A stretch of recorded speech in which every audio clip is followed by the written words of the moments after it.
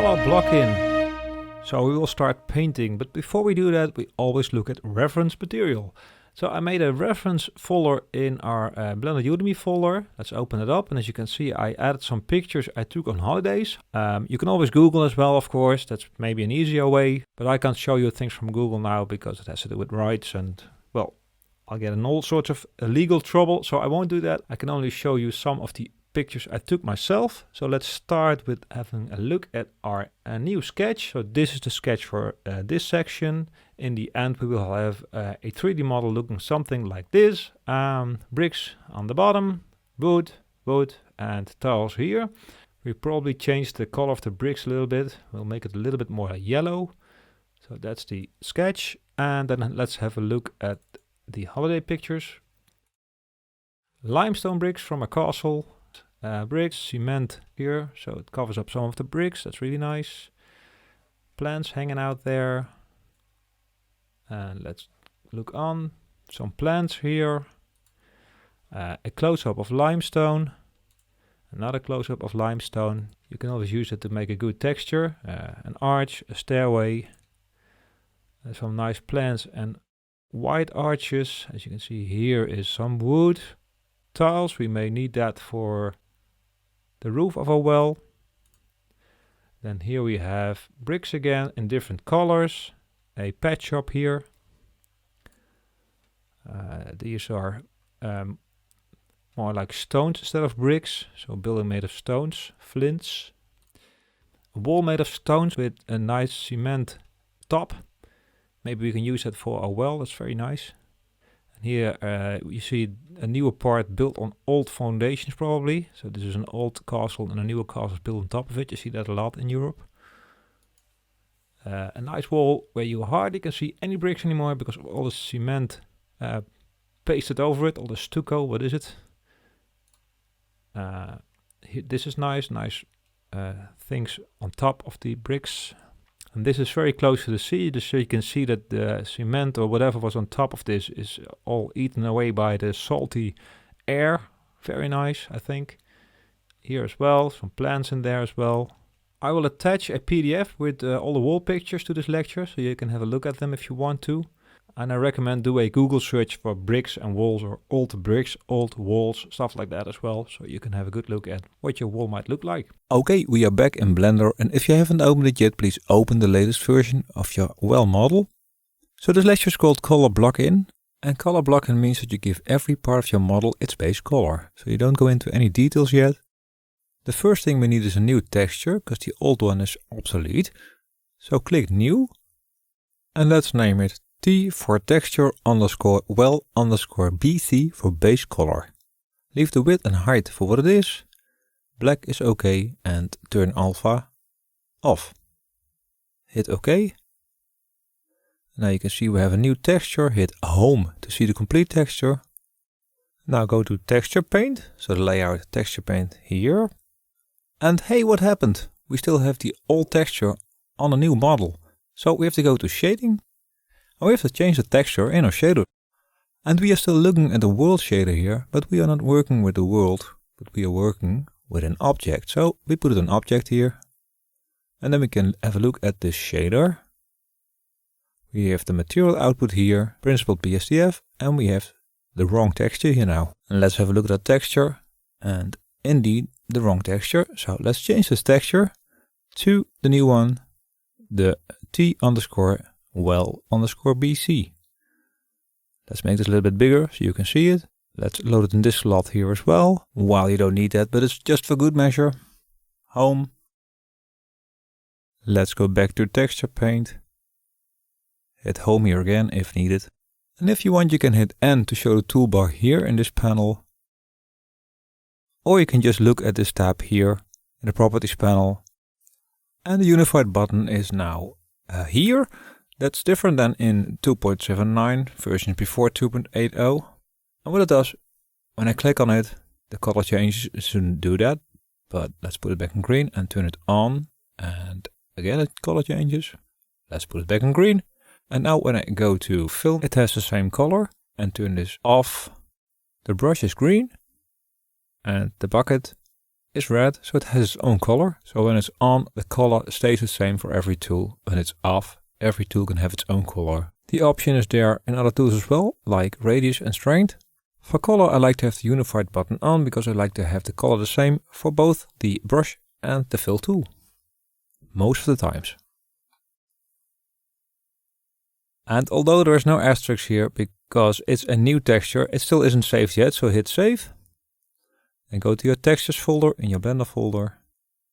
And the name is correct, so save the texture. Now let's have a look at the sketch from this lecture. I'll attach this one to this lecture so you can download it, or you can of course sketch your own. So the base of the well is a cool gray, but we'll make that a warm gray because it just fits the scene a little bit better. We have a wood color and we have the color of the tiles. Those are the three base colors we need. So what we'll do now is we'll mask out certain parts of this well. We have a tool or button for that, and that is this, you guessed it, paint mask. So turn it on by clicking on it and then hit Alt A to deselect everything. And then with Alt you can click on a face. Now you've selected this face, you can see it by the color. Hit Ctrl L. It will select everything up until the first UV seam. You can see the UV selected here. And then normally with Ctrl plus you can add more. But in this version of Blender it doesn't work, or in this mode. So you can go to edit mode by hitting tab. And there's nothing selected, it seems, but there is, because the show overlays button is turned off, so let's turn it on. And now here you can hit Ctrl plus a couple of times to add everything you want, everything that is connected to the faces we have selected. So hit tab again to go back to paint mode, and now we can start painting the base. Okay, let's go to fill here, and let's choose a warm gray for the base. So somewhere about here, a little bit in the yellows. Let's make that 1.25 for the hues, 0.2 for the saturation, and for the value, let's choose 0.5. If you like, you can take these numbers and type them in yourself, so you have exactly the same color as I have, but you can of course also choose your own warm gray. Now we have the bucket tool selected, so we can click on a part of the mesh, and voila, we have a nice warm gray color. Okay, let's go down here, let's go to options, and let's choose, turn off occlude and backface culling. Next thing we'll do is we will color in the support beams, and then we'll go to the other support beam. So again with Alt, click on one of the faces of the support beam there, Ctrl L to select everything, and let's choose a nice brownish color. So let's drag it down until we are about here, maybe a little bit darker. So let's say for the hue 0.1, saturation 0.6, and for value 0.4. A little bit darker. That's a nice brown color, right? Okay, and now let's click on one of the support beams and we'll fill in both at the same time. You can also see that here in the UV map. They both have color now. Okay, next up is the roof. With Alt, click and select one of the faces again. Ctrl L, let's go to edit mode, Ctrl plus. Sorry. Tap again to go back to texture paint. Oh, and I want to see the bottom of the roof, so let's hit slash on the numpad to go to local view. And now we can see the bottom as well. Okay. And let's see, did I select the bottom side of the roof? Yes, I did. So let's click, and the roof has a wood color as well. The color looks a little bit different, but you can see in the UV map it's the same color. It's just because it's not selected. And you may have noticed that everything is already shaded, but that's not a good representation of the colors, so we can turn shading off. So go to the viewport shading panel here and set it to flat. That will turn all the shading off. You get a good representation of the colors. It's a little bit hard to distinguish the different parts, so I'd like to turn it on for now, because I know that the colors are right, because I see the UV map next to it and I can check the colors there. So let's turn it back to Studio. Next up is the tiles, so let's have a look at the sketch. And the tiles are orange of course, but we just keep looking at the sketch because it's very important.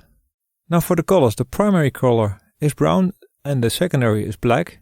Let's swap these by hitting this button here or hitting X. Then let's go to text draw. And I swap these colors because now I can change the primary color and then compare it to the secondary color. So open it up, put the values at about 0.6 and let's see. Let's put the colors just about here. And let's say 0.08, 0.55 and 0.6. Okay, let's have a look. Now we can compare these two colors. Do they look nice together? Maybe a little bit more saturation, so 0.6. That looks good to me, okay? What do you think? Now I want a harder brush, so let's open up Fall Off. And let's take the pyramid brush and drag it all the way to the right again. Close this one and let's go to stroke. Let's see, it's already online, so that's good. Let's go to the model, hit 1 on the numpad to go to front view. And then hit 2 to tilt it down a bit. And make sure you stay on orthographic view. You can do it by hitting 5. Blender goes to perspective view when you hit the 2 on the numpad. So hit 5 to go back to orthographic view.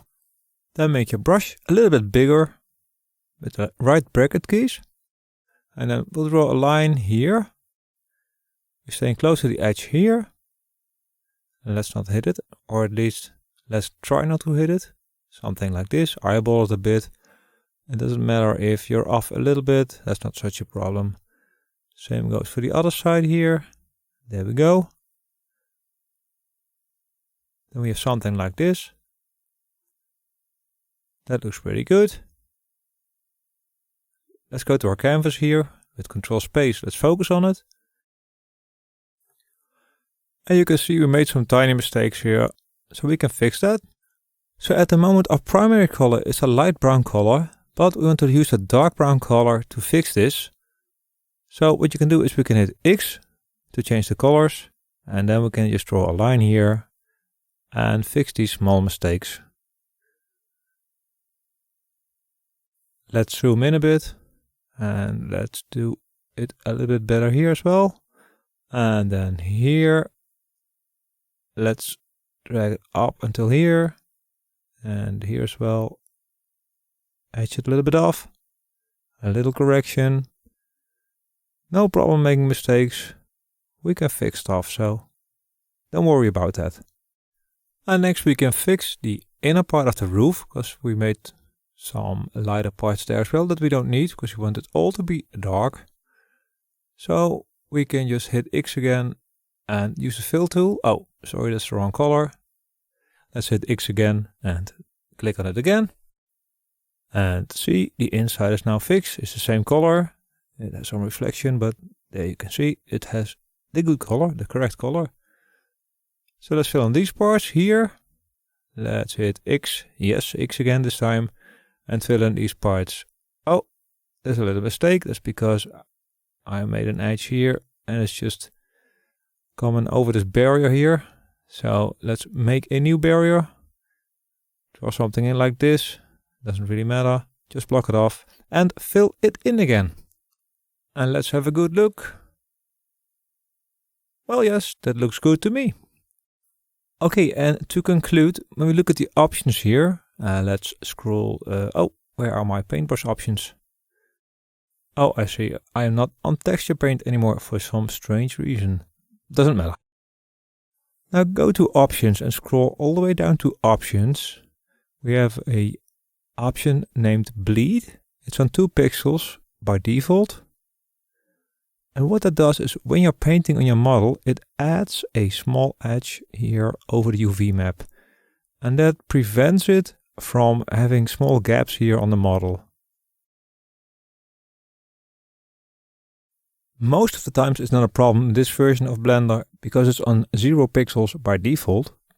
But in the case you find small gaps here, most of the times it's because the bleed value is 0. So give it a higher number, like 2 pixels or even more, and your gap should be gone on the edges.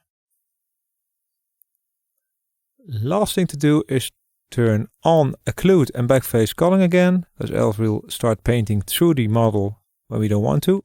So best to try and keep that on at all times except when you need it. And although Blender nowadays asks for you to save your image before you close down your document, still do it, save your image and also save your document. Save as in this case, I guess, because we have a well and we updated it, so it's not version 2 anymore. Let's from now on give the name of the lecture, so in this case, well, color block in. And that concludes this lecture. Next up, we'll be painting in light. And this time I'll say goodbye as Master Yoda, because speaking in reverse he does. Bye bye.